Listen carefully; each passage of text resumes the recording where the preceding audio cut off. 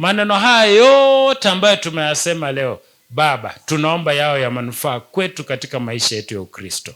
Na sasa Mungu wetu, kwa sababu mimi pia niko na muda nimepewa kunena, Baba wetu, mimi ninaomba msamaha kwa sababu tumeharibu muda. Ninaomba msamaha kwa niaba ya kanisa, usimshikie mtu kisasi yeyote. Baba, tuoshe, utusamehe. Alafu Mungu wetu, nipe muda mdogo tu nene kupitia kwangu. Nisamehe kwa chochote nilichokisema na kukitenda kisichofaa. Baba, nitumie kama chombo chako. Hawa watoto wako wakafaidike. Na tunatamani Mungu wetu kwamba tuwe na mabadiliko katika mioyo yetu. Tusije tukawa katika kanisa la kweli na tukakosa mbingu. Asante kwa rehema zako. Jina lako litukuzwe. Katika jina la Yesu Kristo tumeomba na kuamini. Ufunuo Yohana 10 mstari wa 9, 10 na 11. Ufunuo Yohana 10 mstari wa 9. Inasema. Nipe habari. 10:9. Ndiyo. Inasema namna hivi. Aha. Nikamwendea malaika yule. Nikamwambia kwamba anipe kile kitabu kidogo. Akaniambia. Akasema. Kitwae ukile. Alafu. Nacho kitakuwa uchungu tumboni mwako. Kitakuwa kichungu tumboni mwako. Bali katika kinywa chako. Kitakuwa kitamu kama asali. 10. Ndiyo. Nikakitoa kile kitabu kidogo katika mkono wa malaika yule. Alafu. Nikakila. Ndiyo. Nacho kikawa kitamu kama asali kinywani mwangu. Kitamu kama asali mdomoni mwangu. Na nilipokwisha kukila. Ndiyo. Tumbo langu likatiwa uchungu. 11. Ndiyo. Wakaniambia. Imekupasa kutoa unabii tena. Sasa wewe imekupasa kutoa unabii tena. Sikizeni hapa wapendwa. Yohana anapewa mfano huu. Sihubiri prophecy. Sasa wewe sikiza tu, natumia tu prophecy kupeana hili neno. Yohana anaambiwa kwamba kuna kitabu anakiona. Kitabu hicho anaambiwa ukila hiki kitabu kitakuwa kitamu mdomoni mwako, lakini kikiingia katika tumbo lako kitakuwa na uchungu, ama tumbo yako itakuharibikia. Sasa sikiza mpendwa, wewe ukiambiwa na mtu ule kitu kitamu lakini kikifika kwa tumbo kitakuharibikia, utakula? Unanielewa? Lakini ajabu ni hii, huyu Yohana akala hicho kitabu. Mnajua ni kwa nini? Hakujali kuharibikiwa na tumbo as long as ni kitamu. Hamjanielewa? As long as ni kitamu, he did not care. Yaani sikiza, uchungu kwa tumbo ni bad experiences. Kumaanisha utakapochukua neno la Mungu na kulifuata kikamilifu, ndiyo neno la Mungu litakuwa tamu kwako. Lakini baada ya kukubali neno la Mungu na kuanza kutenda inavyofaa, utachukiwa na watu. The experience itakuwa mbaya, tumbo itakuharibikia. Hamjanielewa? Sasa kumaanisha hata kama nitachukiwa ama nifanyiwe nini, it does not matter as long as kitabu ni kitamu kwa mdomo. Umenishika? Asante. Naona kama tuko peji moja. Sasa sikiza, maajabu ya hapa ni hii. Huyu mtoto amenishangaza sana. Hiyo hadithi ameitoa ndio mahubiri yangu leo. Na simjui hata sijui nani alimfunza, lakini ndio mahubiri yangu leo. Mimi nimemsikia akiongea, nikasema Bwana asifiwe.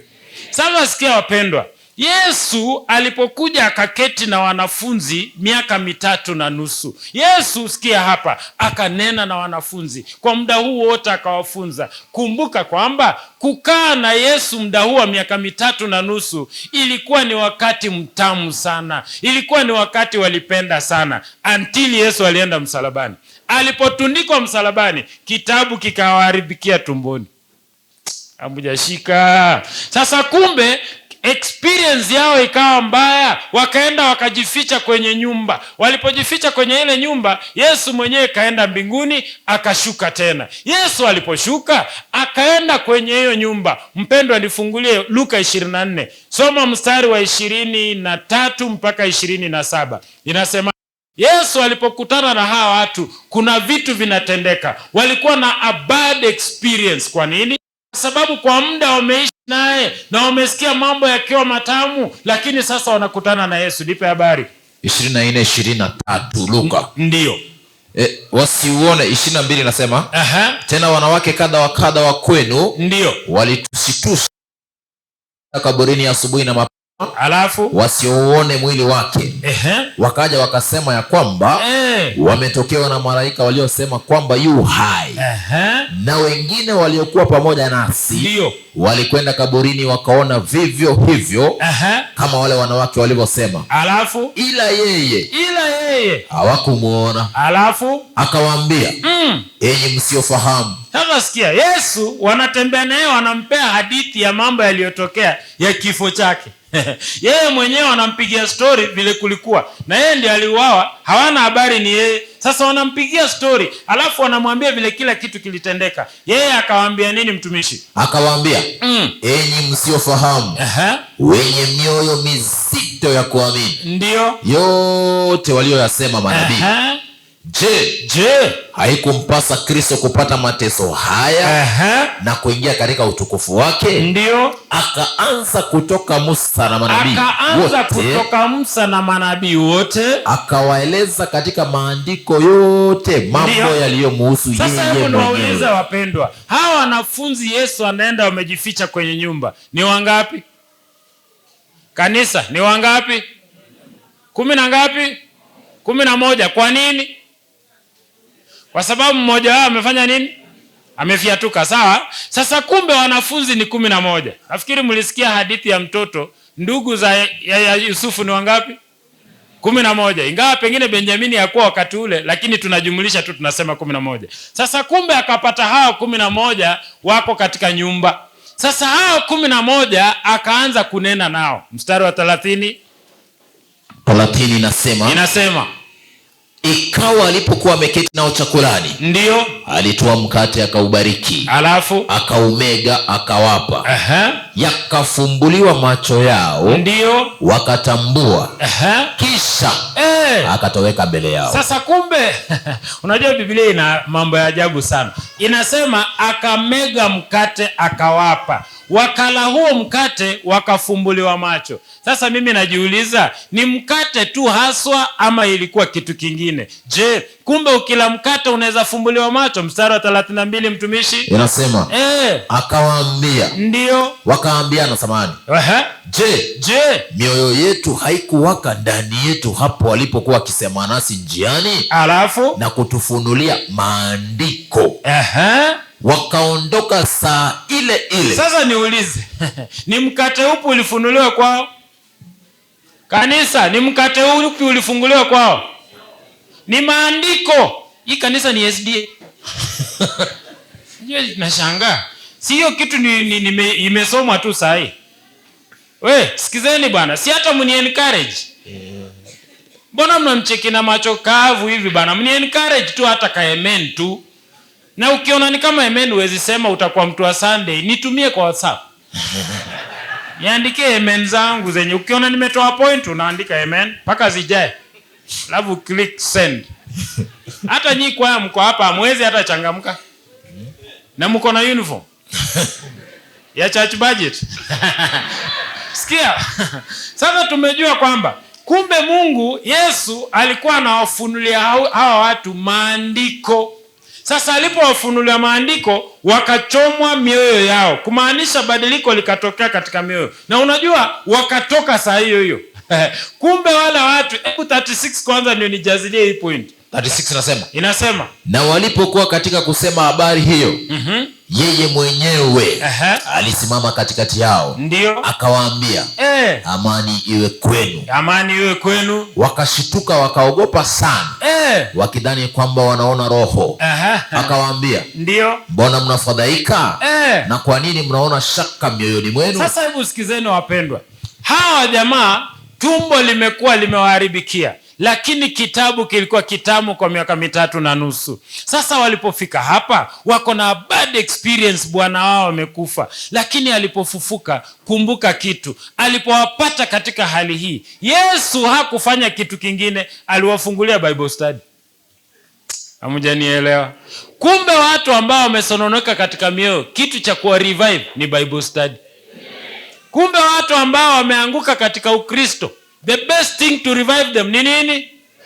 Ni Bible study. Sasa akawapea Bible study. Alipowapa hawa watu Bible study, hawa watu wakakuwa revived. Na akawaambia you shall prophesy again. Akawaambia lazima mhubiri tena. Ndiye akawaambia enendeni Yerusalemu, mkakwe huko, mkamngojee yule msaidizi mwingine, huyo Roho wa kweli. Naye akija mtakuwa mashahidi wangu. Wapi? Yerusalemu, Judea na wapi? Samaria na miisho ya nini? Kumaanisha kumbe hata kama tutafanywa nini, lazima tuendelee kuhubiri neno la Mungu. Acha niweke tena vizuri. Sasa nikubali niruke vitu fulani niende mwisho, kwa sababu muda wangu tayari sasa umeisha. Kitabu cha Mwanzo 37. Anza mstari wa kwanza mtumishi. Mwanzo 37. Story ya mtoto wetu tu. Inasema anza penyewe. 37 penyewe. Yakobo akakaa katika nchi aliyosafiri baba yake. Alafu katika nchi ya Kanaani. Hivi ndivyo vizazi vya Yakobo. Yusufu aliyekuwa mwenye miaka 17 alikuwa akichunga kondoo pamoja na ndugu zake. Alafu naye alikuwa kijana pamoja na wana wa Bilha na wana wa Zilpa wake wa baba yake. Alafu Yusufu akamletea baba yao habari zao mbaya. Basi Israeli akampenda Yusufu kuliko wanawe wote. Ndio maana ni mwana wa uzee wake. Akamfanyia kanzu ndefu. Alafu ndugu zake wakaona ya kuwa baba yao anampenda kuliko ndugu zake wote. Wakamchukia wala hawakuweza kusema naye kwa amani. Alafu Yusufu akaota ndoto, akawapa ndugu zake habari, akasema, nao wakazidi kumchukia. Akawaambia, tafadhali nisikieni ndoto hii niliyoiota. Ndio, tazama, sisi tulikuwa tukifunga miganda shambani. Kumbe mganda wangu ukaondoka ukasimama, na tazama miganda yenu ikazunguka ikainama mbele ya mganda wangu. Ndugu zake wakamwambia, je, kweli wewe utatumiliki sisi?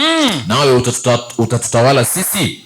Wakazidi kumchukia kwa ajili ya ndoto yake na kwa maneno yake. Sikiza wapendwa, haya watoto wale wanatoka nje, mketi chini.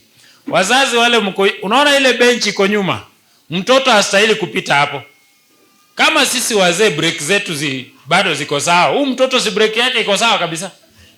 Zuia watoto kuja, mtafute mtu mluya, mtu sura kalikali asimame hapo nyuma. Kama sio mnilipe mimi kama mluya wa kawaida nisimame hapo. Kuna mtoto atakuwa anapita hapo. Hakuna, hatuwezi bembelezana hapa kila saa watoto hapa. Unajua ukiona watoto wanasumbua ni ya elders, watoto wa deacons, watoto ya watu ya kwaya. Wamezoea kuona wazazi wao hapa mbele, wanafikiri hii ni ploti yao, ndio wanatembea vile wanatafuta hapa. Zuieni watoto, acheni hizo zenu. Sikia hapa. Sasa sikia.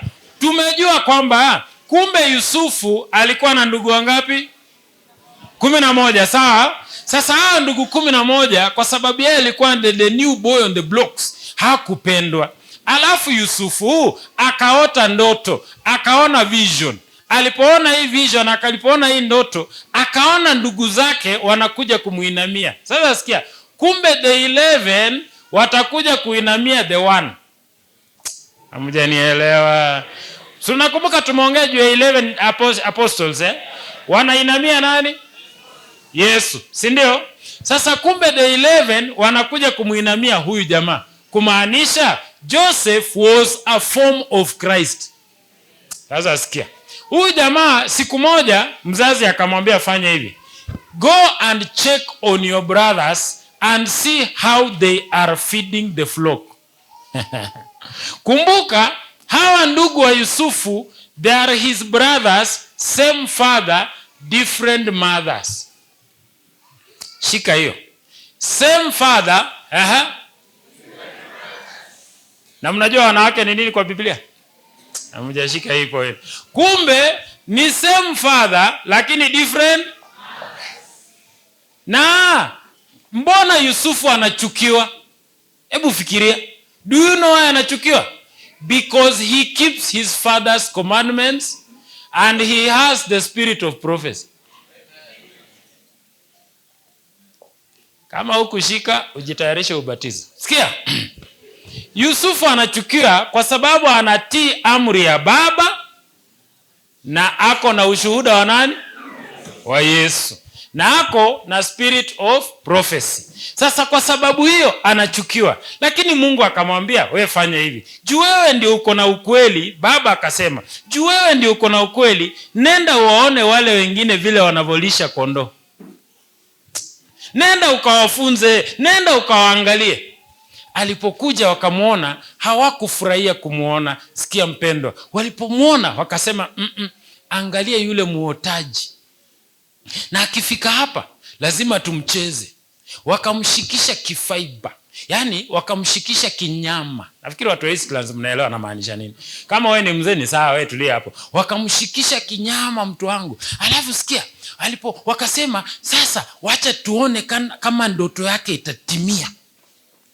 Wakashika huyu jamaa wakamuuza, akaenda katika nchi ya ugenini. Sikia hii story sasa. Alipoenda katika nchi ya ugenini, ina maana ndoto yake, njozi yake.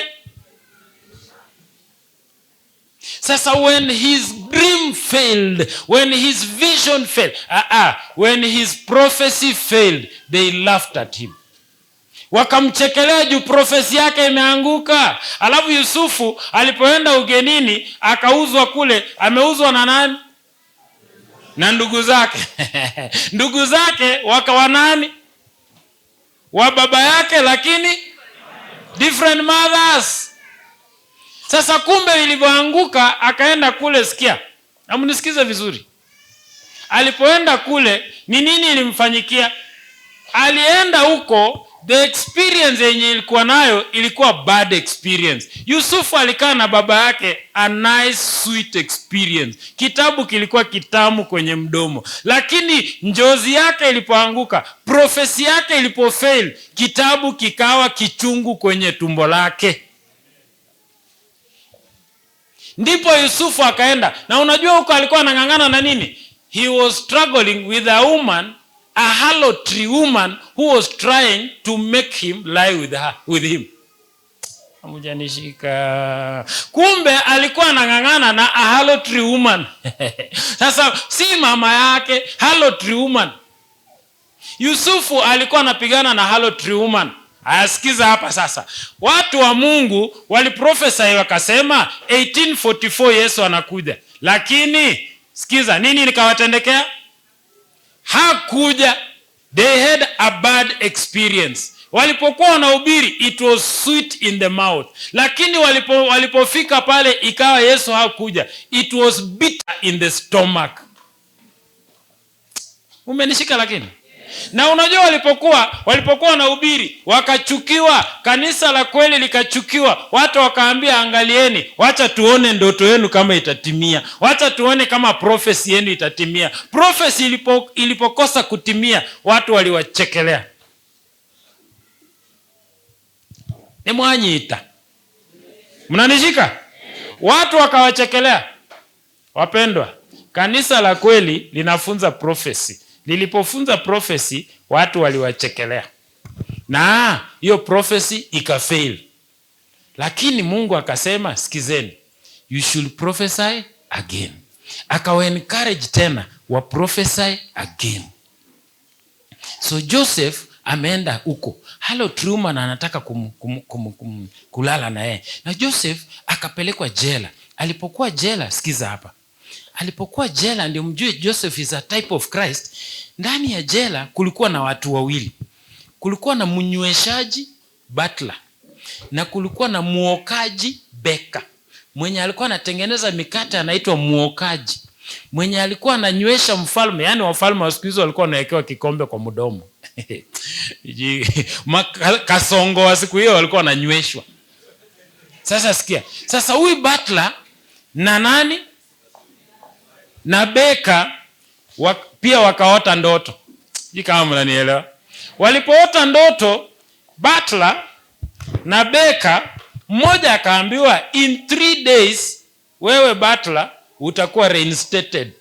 Wewe beka in 3 days utauawa. Yusufu akawa katikati yao. Hamjanielewa. Yesu alisulubiwa katikati ya wawevi wawili. In 3 days in 3 ameshashika mmoja kwamba ataokolewa, mwingine utaenda one way. Mnanishika lakini? Alafu sikia, kumbe Yusufu kuuzwa Misri, ndio message yangu ya mwisho nimalize. Kumbe Yusufu kuuzwa Misri, Mungu alikuwa amepanga. Unajua ni kwa nini? Kumbe siku moja wale 11 ndugu zake wa mama wengine watakuja kutafuta chakula. Na wakija kutafuta chakula, sikia, Yusufu kwanza Mungu akaleta ndoto kwa kichwa cha Farao. Farao akaota, akaambiwa miaka 7 itakuwa ya plenty. 7 years of plenty. Alafu 7 years of famine ama scarcity. Sikia, kumbe in the 7 years of plenty kusanya. In the 7 years of plenty gather as much food as possible. OSDA, in the 7 years of plenty, gather as much food as possible. Do you know why? Because the 11 will come. Those who laughed at you to scorn, those who laughed at you when the prophecy of 1844 failed, they will come for food. Yaani kanisa haikuelewa hiyo point. Yaani hiyo point vile nimetoa mbali. Mnaniangalia tu na nimeivisha, nimedeliver. Mumerogwa na nani wapenda? Hakuna watu wa Nyamira hapa watuondolee hii urogi jamani. Hii kanisa imerogwa yote. Sikia. Yusufu akaambiwa collect, gather when you have plenty. Alafu siku moja mandugu zake indeed wakaja. Na walipokuja, hebu sikia hapa. Joseph did not just accept him into the kingdom. Do you know that? He didn't just accept them. He made them first wafanye a certain activity. Do you know the activity? He did an investigation. And do you know the investigation? He wanted to see if they have changed in the way they treated each other. Na hata si treated each other. In fact, he wanted to see how they treated Benjamin. Alafu sikia sasa. Yani, he wanted to see how they treated the least of them. He wanted to see how do they treat the least of them. Friends, we are not going to heaven until we change how we treat each other. And because this church iko na tabia kutreat watu vibaya na madharau. Sijasema South B, nimesema SDA. We have unajua kanisa imekuwa club. Siku hizi ni club. Atusipokuwa welfare, ukifa, hata pastor first elder kuji hiyo matanga, juu hauko welfare. So tuonyeshe welfare kwa Biblia. Tuonyeshe mahali Yesu alisema atuende matanga ya fulani haiko welfare. Mshindwe. Sasa kanisa imekuwa club ya watu fulani tu. Hata eldership watu wakichaguliwa inazunguka tu watu fulani. Ni kama hao ndio wanaweza kuwa leaders peke yao. Mimi sisemi wenye mmechagua sasa hivi siwajui. Mimi najua Aroni tu na a few wenye tunajuana personally. Hao wengine siwajui. But utakuta watu wanachaguliwa si ati ni watu wa imani, wanachaguliwa juu pengine wako na kakazi kazuri, ako na kanyumba.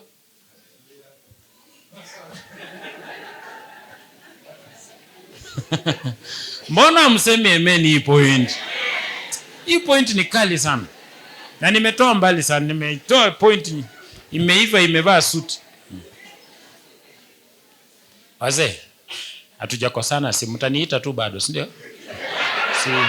Sina ubaya hata nyinyi mnajua. Si unajua pia mkikosa mbinguni ni hasara. Kuna haja utoe matangazo hapo na uendi. Sawa, sikia. Sasa Yusufu, sikia, aka-investigate. Alipo-realize they had changed their attitude towards each other. Akasema come in sasa. Wapenda, do you know something? Kwani ni watu wangapi walikuja kuchukua chakula pale na hawakukutana na Yusufu? Yusufu alikuwa sonko. Ulikuwa unakutana naye aje? But cheki, kumbe hawa watu say wanakuja wanaonana na Yusufu. Unajua ni kwa nini? It is not about how much you know. It is about who you know. And when you realize who you know ni aina gani, you change the way you treat each other. Hiyo point iko juu. Amen iko chini sana. Point iko hapa. Amen iko hapa. Acha nimalize. Sikieni wapendwa. You guys are living in the time of plenty. You need to gather food. Youths wale mko hapa, listen to me. Jesus is actually the album of God. Every page you find in the Bible, Jesus is on that page. Then it means this. The more you behold the page, you will find Jesus. And the more you behold him, you become. The more you behold Jesus, you become changed. I'm telling the youth today, every time, please, try and face the book. Every time, face the book, you will become. Face book, you will become. Mungu awabariki, tusimame. Choristers kujeni. Tafadhali sikia kitu. Hii dunia inaisha. Kama kuna mtu wako kwenye hiyo kanisa, wale wako kwa simu tafadhali sikiza. Alafu unaweza acha. Sikiza tu my daughter, alafu nimalize.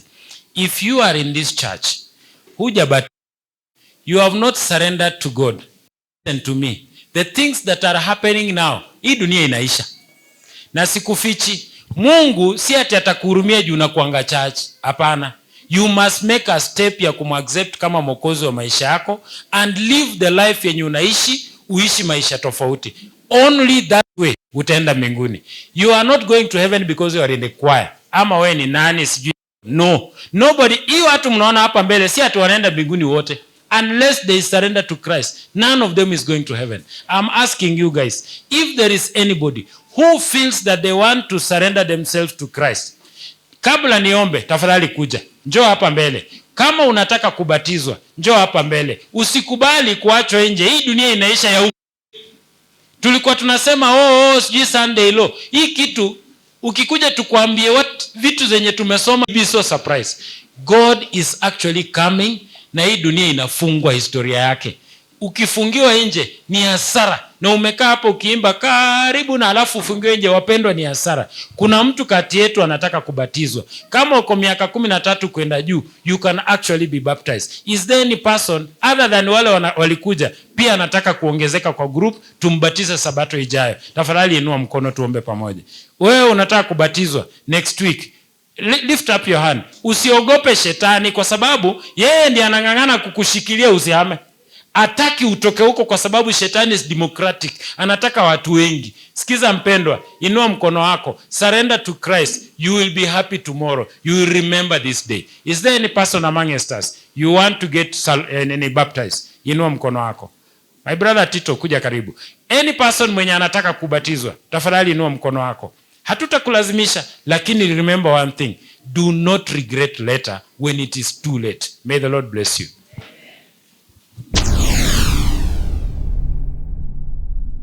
Get the point.